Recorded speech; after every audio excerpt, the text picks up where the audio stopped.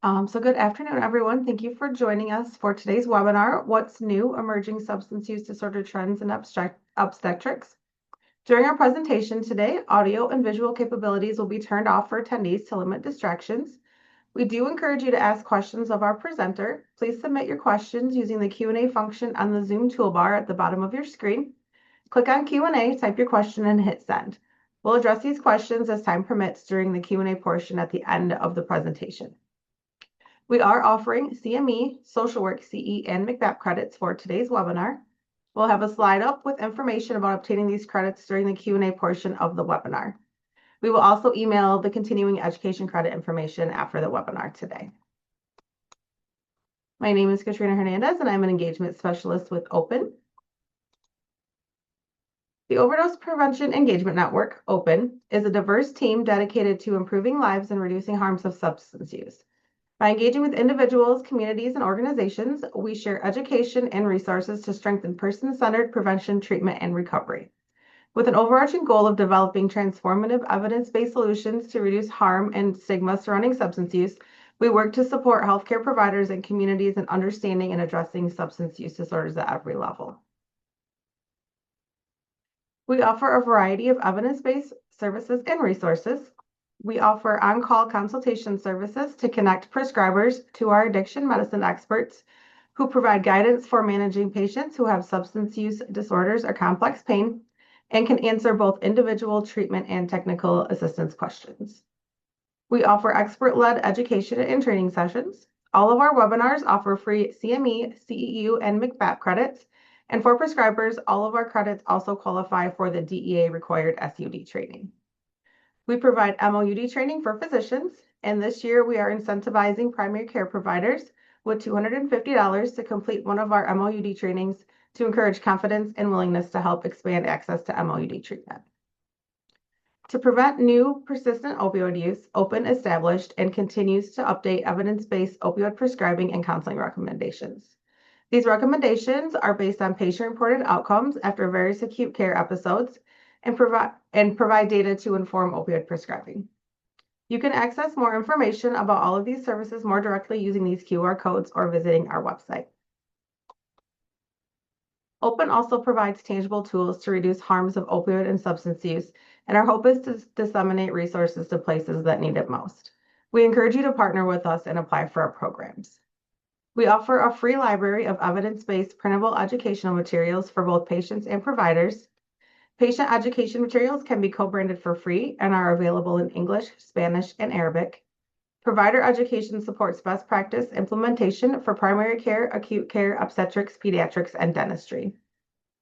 We provide safe medication storage and disposal options. We assist groups all across the state in hosting local medication take-back events. We fund implementation of permanent medication disposal boxes for qualifying applicants. And we provide charcoal disposal bags and medication lock bottles for healthcare and community distribution. For overdose rescue support, we fund implementation of naloxone vending machine and distribution boxes and offer naloxone administration trainings. These trainings are offered as live, virtual, or free online training courses. No planners, faculty, or others in control of content, either individually or as a group, have relevant financial relationships with ineligible companies. Today's presenter is Dr. Peel. Dr. Peel is an assistant professor and physician investigator in the Department of Obstetrics and Gynecology at the University of Michigan.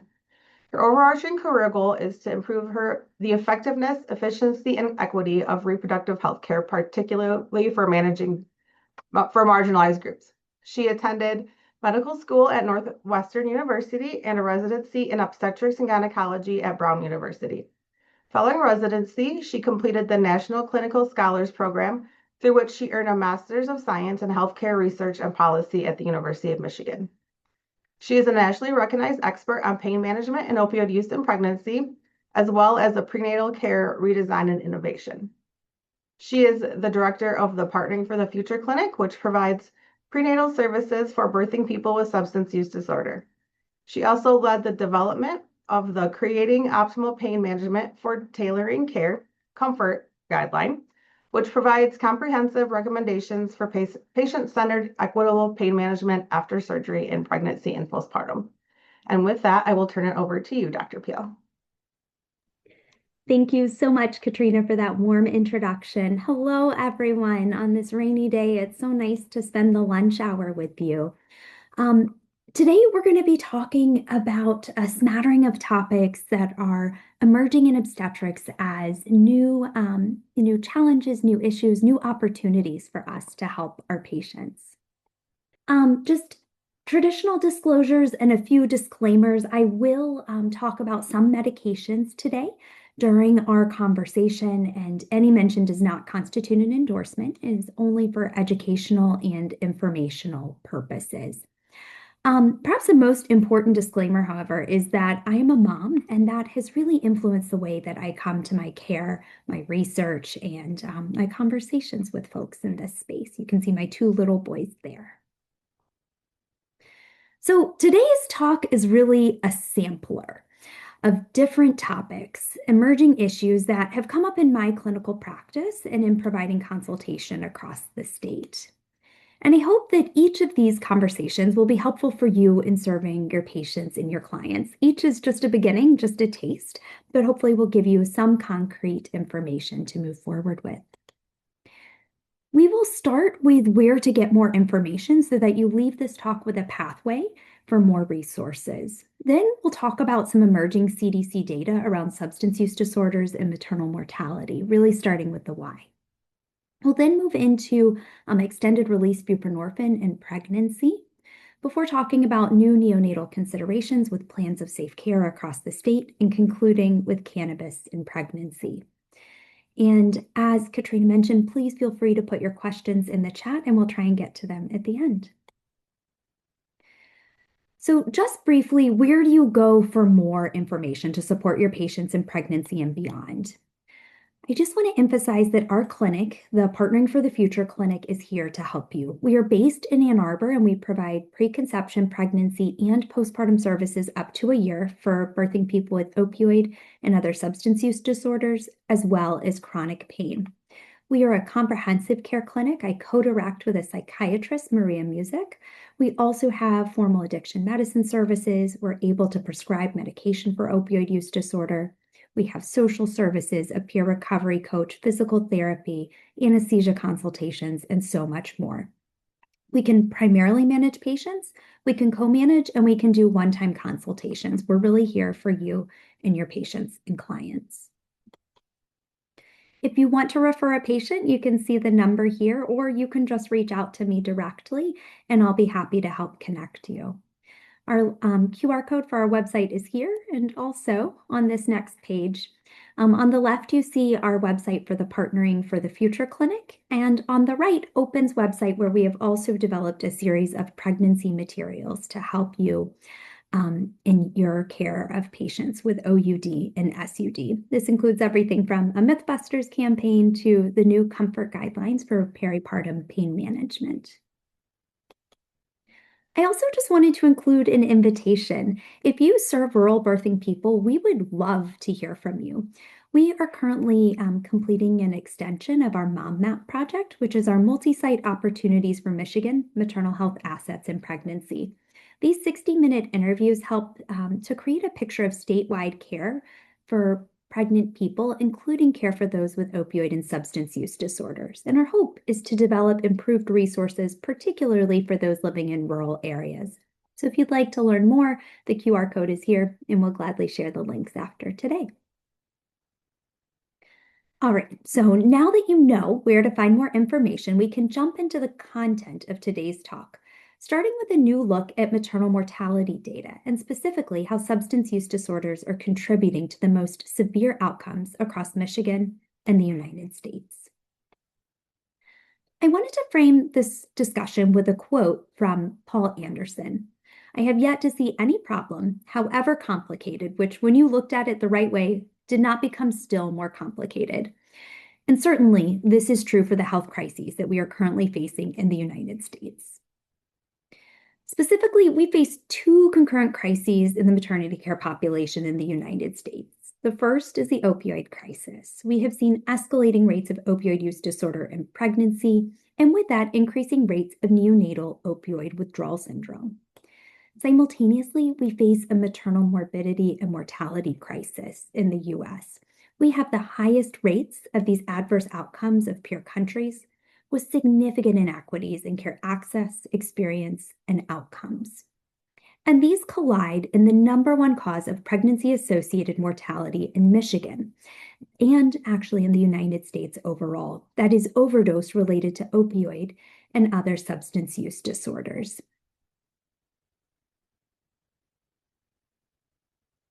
Here you can see the pregnancy-associated mortality breakdown in the state of Michigan. Almost 1 in 3 maternal deaths in our state are due to substance use disorders. And so if we want to improve maternal outcomes in Michigan, we have to address this. I do want to take a moment to introduce some important definitions that influence how we think about maternal deaths and the actions to address maternal mortality. Data in this space come from multiple sources, including maternal mortality review committees, national vital statistics systems, and the pregnancy mortality surveillance system. These sources define a pregnancy-associated death as the death of a person during or within 1 year of the end of pregnancy, regardless of the cause. So this can include deaths that aren't related to pregnancy. In contrast, pregnancy-related deaths are deaths that occur during pregnancy or within 1 year that are the result of a chain of events initiated by the pregnancy. One way to think about this is if the patient had not been pregnant, would they have died? Importantly, opioid use disorder and substance use disorders have been the greatest source of pregnancy-associated mortality. And in many ways, this puts them in kind of a no man's land of responsibility. It's not a pregnancy-related death, and so often maternity care professionals do not see this as their lane or something to be addressed with pregnancy-specific tools. Updated data from the CDC's pregnancy mortality surveillance system would seem to reflect that idea. The top causes of pregnancy-related deaths in the so-called obstetrics lane, are cardiovascular disease, infection, hemorrhage, and venous thromboembolism. And we see important inequities in these outcomes, with higher rates of death for patients who are non-Hispanic Black, with rates 3 to 4 times that of white colleagues, 18 times the rate of death in patients who are 40 to 45 versus those who are younger, and again, higher rates in those from rural and southern regions. Data from the maternal mortality review committees, however, provides a different view of pregnancy-related mortality, that is, that obstetric-specific mortality. First, over half of pregnancy-related mortality occurs postpartum, beyond the birth hospitalization. Still, many of our current interventions are targeted for the inpatient setting, missing the times when birthing people are most likely to die. MMRC data also shows that 87% of maternal deaths are preventable. This is a striking number. Almost 9 out of 10 maternal deaths could be prevented. When we look at the underlying causes of these pregnancy-related deaths, we see that almost a quarter are due to mental health conditions. And of those mental health conditions, almost 70% were due to substance use disorders. So this creates a real reframe on how we're thinking about maternal mortality. Almost 20% of pregnancy-related deaths are due to substance use disorders, and a third of pregnancy-associated are as well. If we're going to address the maternal health crisis in the United States, we have to improve care for birthing people with opioid and substance use disorder. This is everyone's lane, and clinical, social, and policy systems are needed to work together to improve those outcomes. So with that background, I'd like to talk about how new treatments in pregnancy, or really treatments that are new to pregnancy, can improve access to evidence-based services and outcomes.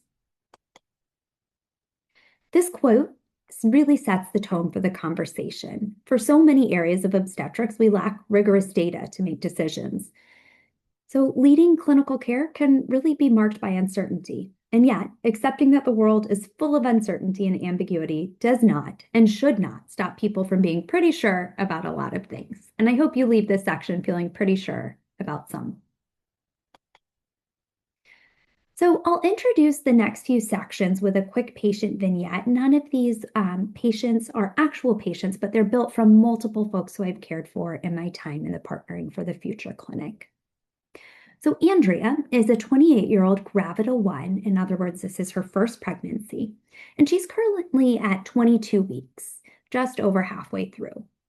She has opioid use disorder and has maintained stability and recovery for just over 1 year, receiving sublingual buprenorphine naloxone 8 milligrams TID. She works as a waitress, which has presented challenges for taking her medication for OUD. She reports missing doses of buprenorphine because of her job, which doesn't allow her to easily pause and take the medication or allow it to dissolve during shifts. She also struggles to attend prenatal and addiction treatment appointments because she shares a car with a friend she's currently living with. She's feeling increasingly anxious about the birth of her baby, and she asks for assistance with her current challenges, specifically regarding her missed buprenorphine doses. Birthing people in the US face significant barriers to care. Social needs, over 90% of folks in our clinic report unmet social needs like transportation, which limit access to services. Fear. Too many of our patients share unbelievable stories of what health professionals have said to them. Things like, if you cared about your baby, you would quit using, or how can you do that to your baby? Actually referring to evidence-based treatments like medication for opioid use disorder. And additionally, many patients report concurrent mental health conditions, including PTSD and trauma. For some patients, just entering the clinic can be a re-traumatizing experience. For this reason, interventions need to be built to improve access, support, and trust. There are so many solutions to address these barriers, many of which y'all are enacting in your day-to-day practice. Lowering the threshold for buprenorphine initiation can be done through microdosing protocols or even macrodosing, both of which we are increasingly seeing in pregnancy. Recognizing the complex history that patients with substance use disorders carry into pregnancy, comprehensive care models like ours at the Partnering for the Future clinic can provide important wraparound supports and have been shown to improve engagement in both prenatal care and recovery services, thereby improving outcomes. Today, I want to focus on a slightly more narrow area, which is reducing medication burden through extended-release buprenorphine. And I just want to emphasize that many of these interventions may not seem novel to you if you're working outside of the pregnancy space, but they really are just emerging in obstetrics. When comparing any treatments, there are advantages and disadvantages. For buprenorphine compared to methadone, convenience is a key factor.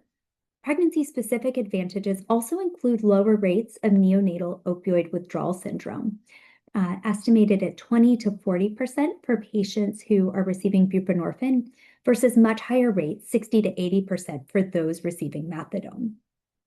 There are some potential disadvantages. There is a risk of diversion. There's the potential for non-adherence when a patient is taking a medication at home.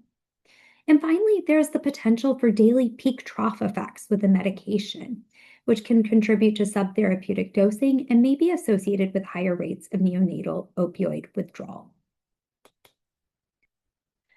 There are two key products on the market in the extended-release buprenorphine category, Brixadi and Sublocade. Brixadi has both a weekly and monthly formulation, and Sublocade is administered monthly. These medications are usually started with a higher loading dose, followed by a maintenance dose. For example, Sublocade may be given 300 milligrams monthly twice, followed by 100 milligrams monthly thereafter. Advantages of extended-release buprenorphine include a more stable plasma concentration. This can improve the amount of time patients spend at therapeutic levels, reducing the peak-trough effect, in turn reducing cravings and withdrawal, and potentially, as I mentioned, reducing neonatal opioid withdrawal syndrome. The weekly and monthly dosing can provide increased opportunities for engagement with patients coming into an office to receive that dose, and that may contribute to retention to treatment and reduce non-adherence. But there are also some important disadvantages: availability of the medication, cost, and pregnancy-specific concern for fetal exposure to non-active ingredients. Starting with the advantages, this is some modeled data, and I do want to share that this is from the manufacturer of one of the extended release formulations. But this modeled data, I think, provides a nice theoretical representation of the differences in how medication may be experienced.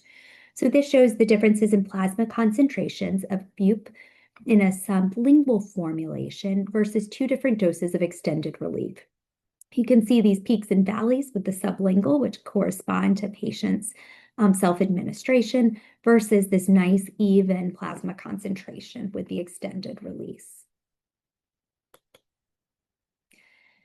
For disadvantages, extended release buprenorphine is not available everywhere. It can only be provided by REMS certified clinics, that is, clinics who have a risk evaluation and mitigation strategy in place. This is an FDA-mandated safety program for high-risk medications. You can see on the right an example of the process for certification. And if you're looking for extended release buprenorphine for your patients, you can find providers who are administering the medication using their website. Cost may also be a deterrent. While many payers provide coverage for the extended release buprenorphine, if patients have to pay out of pocket, this can be prohibitively expensive, almost $2,000 per injection per month. There are company savings programs that are sometimes available. But this is not just a limitation for extended release formulations. Even buprenorphine films can have high costs, up to $600 per month. If patients are facing high cost barriers, monoproduct tablets, buprenorphine-only tablets, do tend to be the most affordable for those who are paying out of pocket. One of the most common questions I get about the buprenorphine extended release formulation is the concern for the excipient, NMP. Excipients are inactive inert substances formulated alongside the active pharmaceutical ingredients. And these are added to medications to aid in manufacturing, help with stability, and improve the drug delivery. NMP is only found in the monthly formulations of extended release buprenorphine. And prior animal data had demonstrated developmental toxicity with different administration routes and much higher doses than used in pregnancy. We have seen reproductive studies of daily subcutaneous administration at 13 to 98 times the once monthly maximum human dose. And in these studies, we have not seen adverse events. So in some, developmental toxicity only occurs at doses far above those that humans are exposed to. And for this reason, pregnancy as a contraindication has been removed from the labeling in multiple countries. While we don't have much human data, what we do have is reassuring. There are 3 published case reports in pregnancy representing 7 patients. 2 of the case reports representing 4 patients showed no birth defects. 1 infant out of those 4 had mild neonatal opioid withdrawal syndrome, so right in the expected threshold for buprenorphine, and there were no complications with postpartum pain management. There was 1 additional case report from a single institution with 3 patients who experienced both euphoria and withdrawal with the initiation of the extended release bup. They also required additional sublingual buprenorphine as part of the initiation, and all 3 of the patients discontinued the extended release. We do have some post-marketing surveillance data of mediocre quality. 322 patients were identified as being pregnant and receiving buprenorphine XR. This included 5 years of data, and birth data was only available for 68 patients. Of those, 11 had a miscarriage and 3 had other early pregnancy complications, specifically an ectopic pregnancy. Of the 49 births, there was 1 premature birth in the setting of placenta previa, 7 reports of neonatal opioid withdrawal syndrome, and 1 birth defect, in the setting of a patient with complex cardiac disease, endocarditis, and other substance use. The author's assessment and mine are that these complications are unlikely to be linked mechanistically to the NMP or the buprenorphine extended release. So clearly, there are gaps in existing data and opportunities for more robust research, and certainly future studies will be needed to account for differences in when medication is initiated and for how long in pregnancy it's continued, to account for the multiple other exposures patients experience and the most effective protocols in titrating medication. But in the meantime, we have to take care of the patients in front of us. More patients will enter pregnancy receiving buprenorphine extended release, particularly because over half of pregnancies in our country are unplanned. This creates a need for continued shared decision-making in the absence of robust data on what is best for a patient's recovery and best for the individual. Monthly injections may provide an important safety net, including contact in pregnancy and support for additional services, while also minimizing the burden on patients. And there's an opportunity for a reframe. Instead of considering additional sublingual doses of buprenorphine as a failure, this can actually be expected with medication initiation and may just be a normal part of the transition. More data is coming, but unfortunately is only planned to answer the question of weekly extended release versus sublingual. This is the study protocol from the MOTHER study. This is from the National Drug Abuse Treatment Clinical Trials Network and will be the first trial to evaluate extended release buprenorphine in pregnant women. There are 12 sites that are randomizing patients to different forms of medication for opioid use disorder. This will be a non-inferiority trial, really assessing that difference between buprenorphine extended release weekly and sublingual. The monthly formulation will be used in the postpartum period, but only for patients who are not planning to breastfeed. And they will be looking at the proportion of urine samples without non-prescribed substances, the severity of neonatal opioid withdrawal, and postpartum illicit opioid use. So, returning to Andrea, our 28-year-old woman with her first pregnancy halfway through who's having trouble taking her buprenorphine. She engages in shared decision-making about additional options for her recovery, including both weekly and monthly buprenorphine extended release. She selects the monthly formulation in light of her transportation challenges. She does require a few extra sublingual doses after initiation, after which she reports feeling stable with no cravings or symptoms of withdrawal. She delivers a healthy infant at term without birth defects or neonatal opioid withdrawal syndrome. All right, so now I want to spend just a few moments on the new MDHHS plan of safe care. This is something that's really been affecting our hospital, and I suspect may be coming into consideration for you and your patients or clients as well. In my time directing the Partnering for the Future clinic, I have seen the immense fear that my patients experience around the uncertainty with CPS involvement. And I think this is well summarized by this quote: "Uncertainty always creates doubt, and doubt creates fear." And so we do our best to reduce the uncertainty for our patients. This fear is illustrated by a case. Sarah is a 26-year-old Gravida 1 in her first pregnancy who's 32 weeks pregnant. She's receiving buprenorphine naloxone 8 milligram tablets twice a day for treatment of her opioid use disorder. And she's been stable in her recovery for just over 2 years. She's preparing for birth and has heard that CPS will be involved no matter what she does. She's really worried about what this means for her and her baby. She feels like she's playing a game without knowing the rules.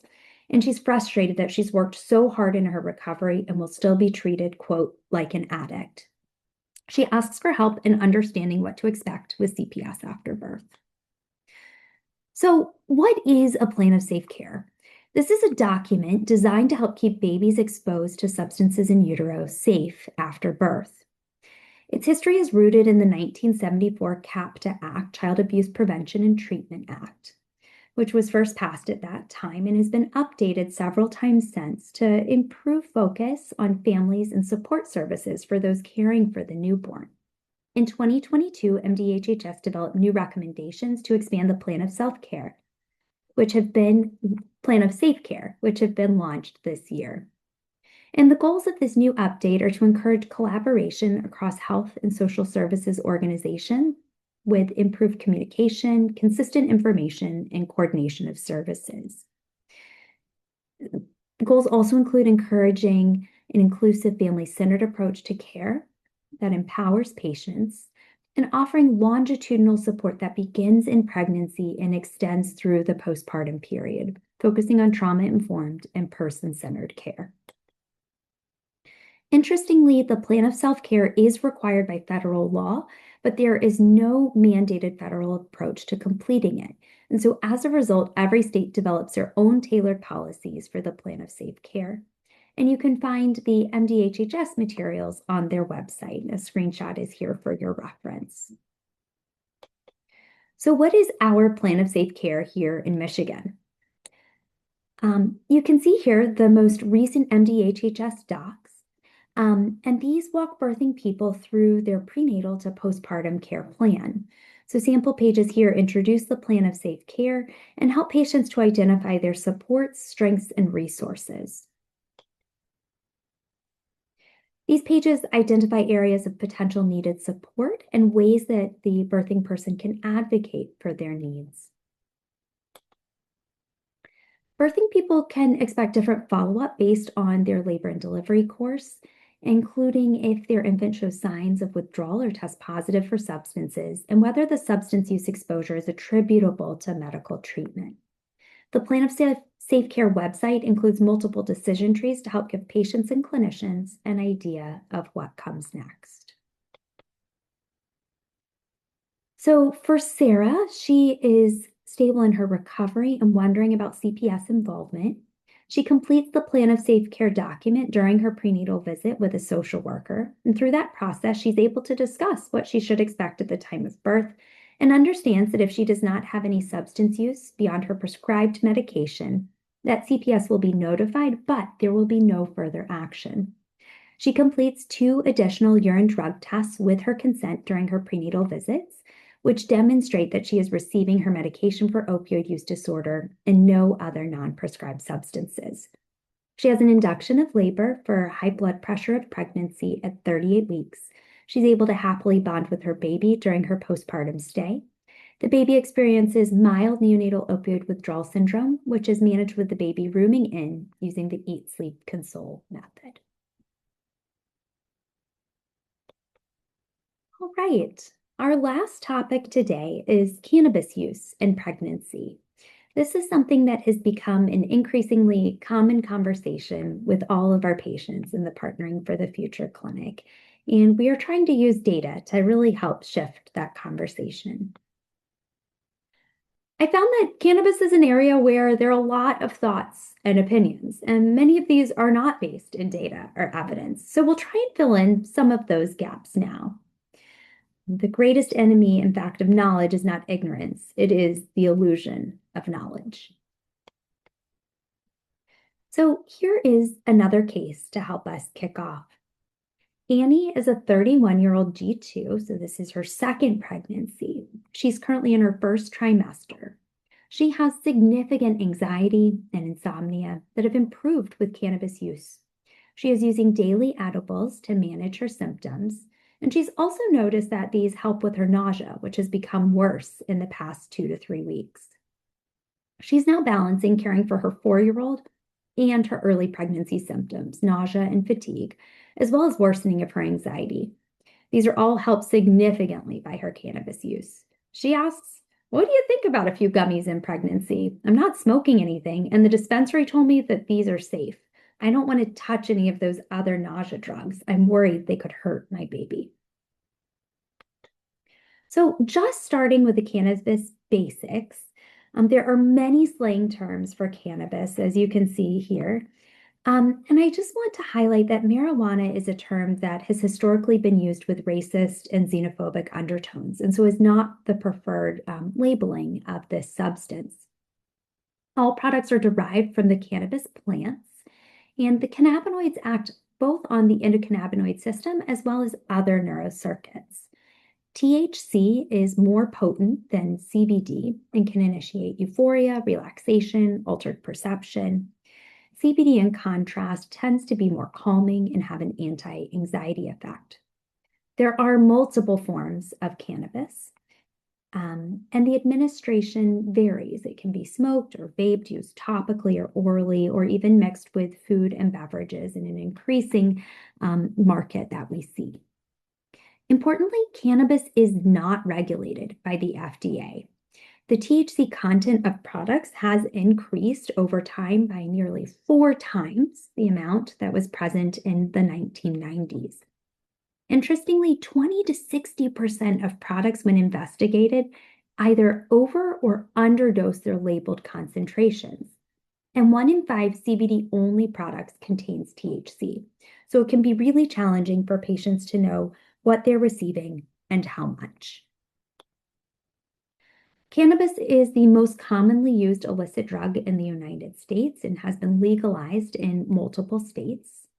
The highest proportion of individuals using cannabis are of reproductive age, so this makes it particularly important for us to discuss in the obstetric world. Legalization has increased accessibility and acceptance overall, and in pregnancy and lactation. In fact, 1 in 5 pregnant individuals report using cannabis in pregnancy, most commonly in the first trimester. And you can see here that there are notable differences in reported use by age and self-reported race, ethnicity. There are multiple reasons for cannabis use aside from recreation in pregnancy. And this includes management of pre-existing conditions such as chronic pain or mental health conditions like anxiety, support for pregnancy symptoms such as nausea, and some patients view cannabis as a way to discontinue other harmful substances such as opioids. There have been notable historical data limitations in our assessment of cannabis's effect on pregnancy. This includes a difficulty ascertaining when cannabis is being used. Self-report historically underrepresents use by 2 to 3-fold. This is likely driven by stigma and fear of reporting by pregnant individuals. There's also significant confounding in studies. Individuals who use cannabis or report using cannabis may have other concurrent substance use, chronic mental health, or physical health conditions that conflate the picture. And not only do those differences exist, but it's very difficult to account for them. Often data sources do not collect the full range of potential confounding factors. However, emerging data is providing clearer information. We have begun to see that cannabis has important consequences through affecting placental perfusion and the fetal endocannabinoid system, with important downstream consequences for neonates, including poor growth, preterm birth, and neurodevelopmental effects in the newborn. Importantly, THC crosses the placenta and is transferred to breast milk at approximately 10% of maternal concentrations, and so there may be influences through breastfeeding as well.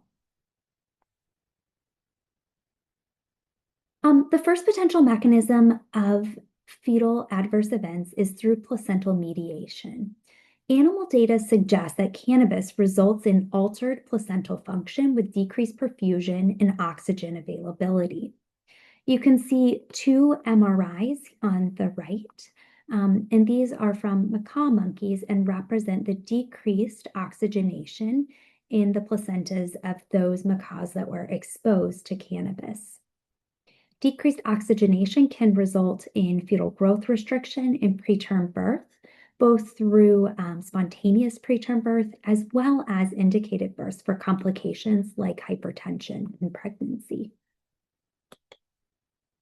There are many studies that have explored this relationship. I highlight just one here from Metz in 2023.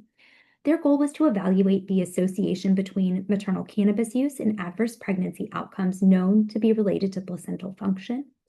This included 9,000 patients in the New Moms to Be cohort study. between 2010 and 2013, and they actually were able to document cannabis use based on urine metabolites. They dichotomized exposure to first trimester only or beyond the first trimester and looked at a composite outcome, including growth, preterm birth, stillbirth, and hypertensive disorders. They showed that cannabis exposure at any time in pregnancy was associated with an increased risk of that composite outcome, and in particular, an increased risk of fetal growth restriction. Looking at the dose response, ongoing exposure was associated with an increased risk of the composite, even when adjusting for other covariates. And higher exposure in the first trimester and cumulative exposure were associated with an increased risk of the composite. So cannabis exposure was associated with adverse events, and more was worse. The second pathway of harm is through the endocannabinoid system for neurodevelopmental outcomes. THC can interact with the fetal endocannabinoid system, and this can affect neural development, potentially affecting cognition, the development of psychopathology, and sleep challenges. And here is just one study that addresses this. And this study is able to address many confounders that are actually missing in other studies. The study sought to evaluate whether cannabis use in pregnancy was associated with adverse outcomes. They looked at the ABCD study with over 11,000 children caregiver dyads. The exposure was prenatal cannabis exposure prior to and after maternal knowledge of pregnancy. And they looked at childhood symptoms of psychopathology, cognition, and sleep. And you can see this extensive list of covariates, including familial components, pregnancy exposures, and substance use. When including potentially confounding covariates, there was a slight difference in the results. So of these 11,000 children, 5.7% were exposed to cannabis. And there were 3.6% before the maternal knowledge of pregnancy and 2.1% after. In the graphs, you can see the sort of dose response in increasing cannabis exposure and increasing rates of adverse outcomes and decreasing rates of positive outcomes with that exposure. After adjustment, however, the association between cannabis and childhood outcomes remained only for exposure after maternal knowledge of pregnancy. This suggests that we have a real opportunity to identify cannabis use in pregnancy and help patients to safely decrease their use and improve outcomes. So seeing the data on the risks of cannabis use in pregnancy, you may be wondering, how common is it that patients like Annie are told that cannabis is safe? This is a really clever secret shopper study that was performed in California that wanted to assess how cannabis retail employees, which they call bud tenders, counseled pregnant patients seeking information about the use of blunts, tobacco, and cannabis. And in this study, performed in February of 2024 to January of 2025, shoppers used standardized scripts with two conditions, one person utilizing these products for mental health and one person just using without any stated reasons. And they asked questions about substance safety. And they asked, did the retailers respond about the safety of those products? And what were their recommendations and whether they recommended speaking with a physician? You can see the detailed script here. One script started, hi, I usually smoke blunts when I'm feeling anxious or depressed, but now I'm anxious, now I'm pregnant. I was wondering if it's safe. Or the second scenario, removing the reason for use. And the results are striking. Here you can see the proportion of bud tenders who said substances were not safe. And for blunts and tobacco, it was almost 80%. But only 40% of those bud tenders said that cannabis was not safe in pregnancy. Edibles were frequently endorsed as safe versus smoking. Only 5.7% mentioned a warning against use of these cannabis products in pregnancy. And only 44% recommended speaking with a physician. This demonstrates the critical importance of proactive counseling. It's also important to understand how policies on cannabis use in pregnancy can drive inequities in care. We do see variable national policies on the state and hospital level on cannabis use in pregnancy, including maternal drug testing, neonatal drug testing, and reporting for exposed infants. This lack of clarity or guidance introduces bias, which can result in inequitable screening and testing. And in fact, we see that Black and Hispanic birthing people and their infants are 4 to 5 times more likely to have drug testing, and that Black women are 5 times more likely to be reported to CPS and be labeled as drug users, in spite of having similar rates of drug use in pregnancy. This can result in limited disclosure in clinical settings due to fear of bias, stigma, and potential legal consequences, and can reduce our opportunities to partner with patients to help them. In light of emerging data, ACOG, the American College of Obstetricians and Gynecologists, did release a new clinical consensus document on cannabis use in 2025.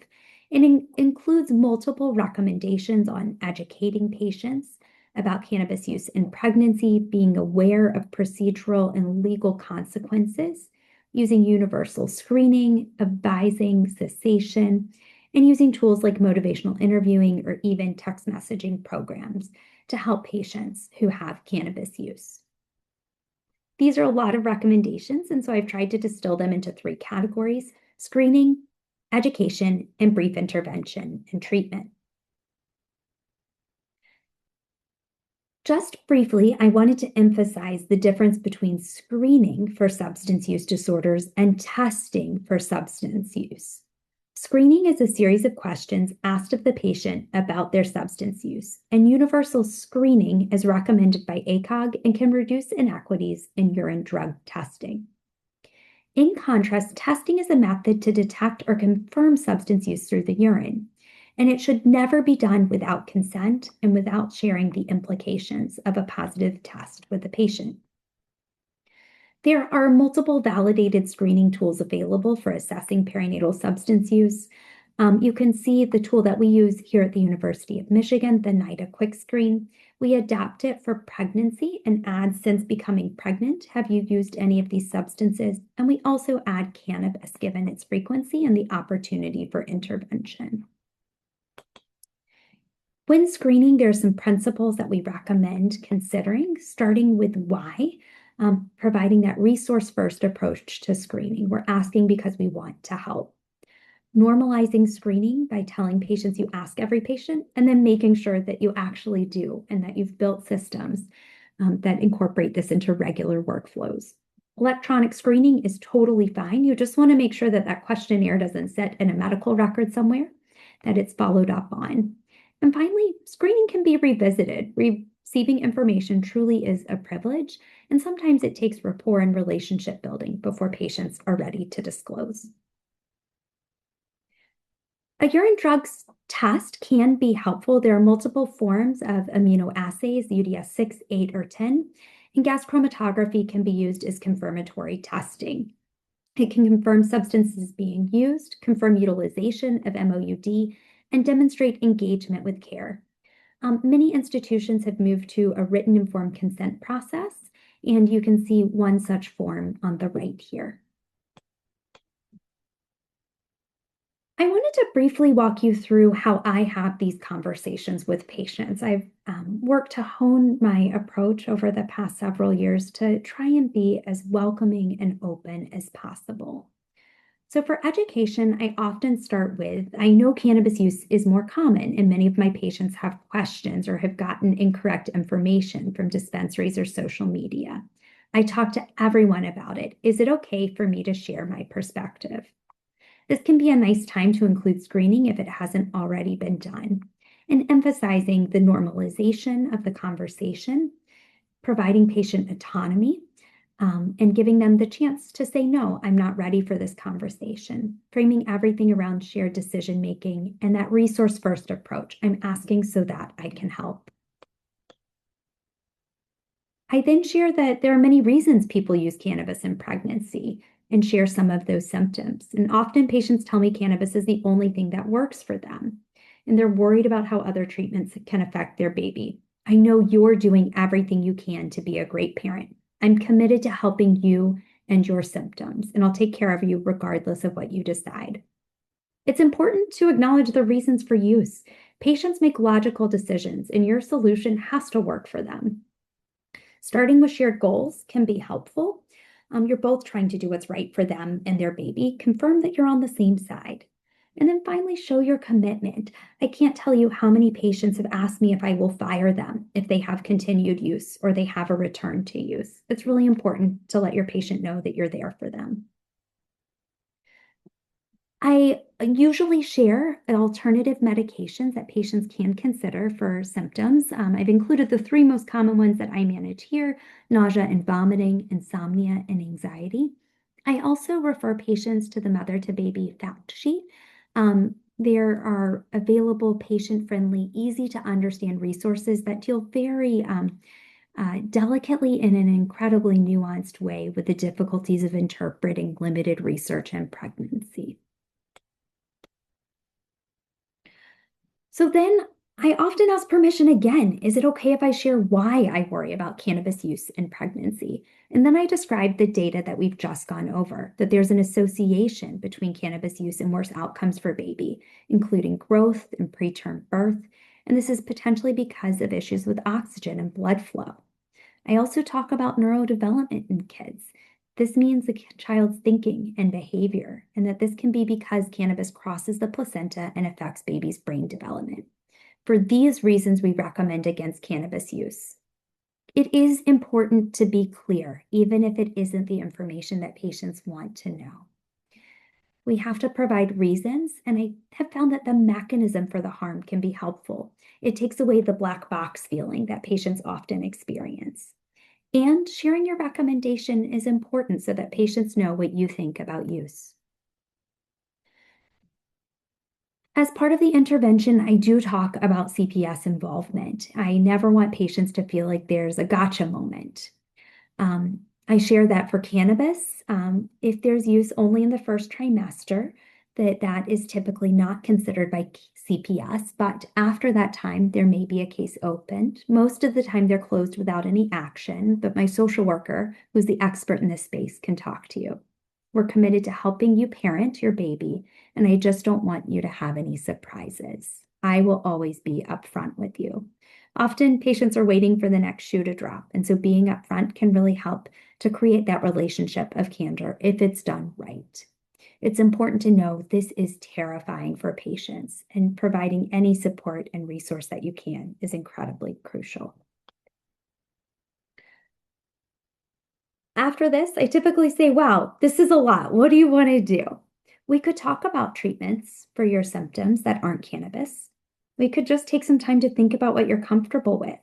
Talk about safer use, like reduction, or a safer modality, or start developing a plan to cut back or quit.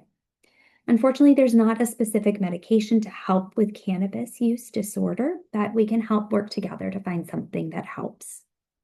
It's important to give space. Often this isn't the conversation patients thought they were going to have with you. You can provide options, and it's okay to not get it all done in the first visit. And be flexible. Let patients know there are many paths and that you'll be there for all of them. I just wanted to briefly introduce harm reduction in this space. Many similar principles to other substances: avoiding co-use, purchasing products from a reputable source, avoiding synthetics, and other key principles, including safe storage. So our patient Annie is using daily edibles to manage multiple symptoms. After your discussion, you better understand that she's using cannabis for those particular symptoms that we mentioned, and she has many concerns about alternative medications, including SSRIs for anxiety management. You talk about doxylamine, which has excellent safety data in pregnancy, and that this can help both with her nausea as well as with her sleep and anxiety. She also is open to B6, a vitamin to support her nausea. She comes back 2 weeks later and she actually feels better. She's reduced her edible use, and she is just using it when she's super anxious. She wants to try some therapy techniques and focus on skills for parenting. And she's no longer using any cannabis products by the 3rd trimester. I hope that today's presentation has given you the tools to help birthing people with substance use in pregnancy overcome significant barriers to care through compassion and evidence-based practice. Patients don't care how much you know until they know how much you care. Thank you so much for your time today, and I would be happy to take a few more questions. Just you can scan the QR code by using the camera option on your phone, or you can click the links below for the information. This will also be emailed at the end of the webinar, so everyone will get this information later. And if anyone would like to raise their hand and ask any of their questions out loud, we can start with that. So looks like, oh, nope. We have a hand raised.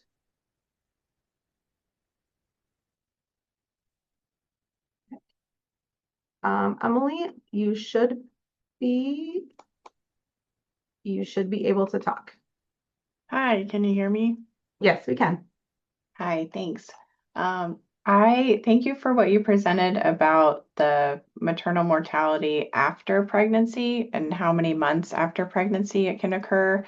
I was not familiar with that, and I wondered if you could share more examples of people for whom that's happened. Like, what was going on? Is it postpartum depression? Is it social determinants of health, underlying health conditions? The stereotypes are that maternal mortality is during childbirth or pregnancy. So anything you could do to shed light on that would be appreciated. Absolutely. I'm happy to speak from the MMRC data. I unfortunately can't speak about specific patients that I care for. But within that mental health and substance use category, the primary drivers that we see are suicide and then overdose related to opioid and other substance use disorders. So these are unfortunately cases that may be pre-existing depression or newly emerging postpartum depression in that suicidality space. And then overdose from multiple substances. Leading substances that we're aware of in the maternity literature would be fentanyl and then amphetamine use.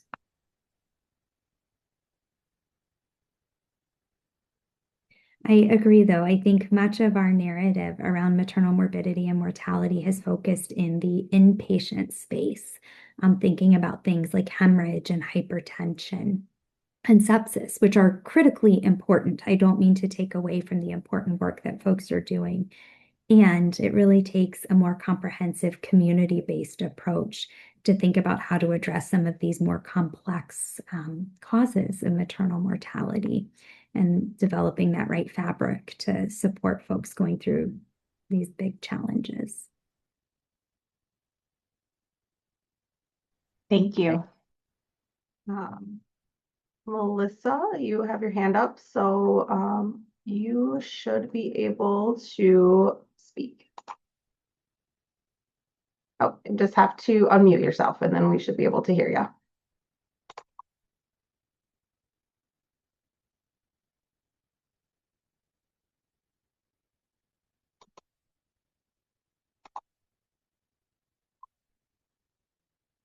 Did you have a question, or if you want to put it in the Q&A, we can address it that way. If there's anyone else that would like to unmute and ask questions, go ahead and raise your hand. We did have a couple of questions that were submitted. So yeah, Katrina, if you don't mind, I can just kind of hop into the ones that I'm seeing. yeah, go ahead. So I see a question on GLP-1s in pregnancy.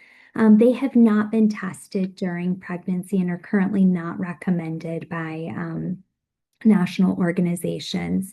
I think we will see an increase in information coming in the coming years.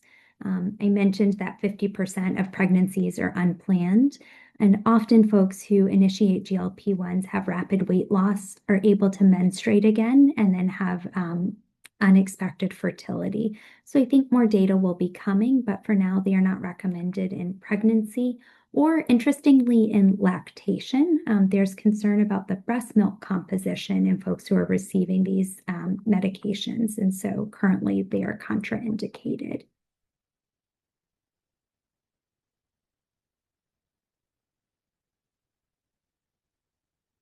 And I'm just looking,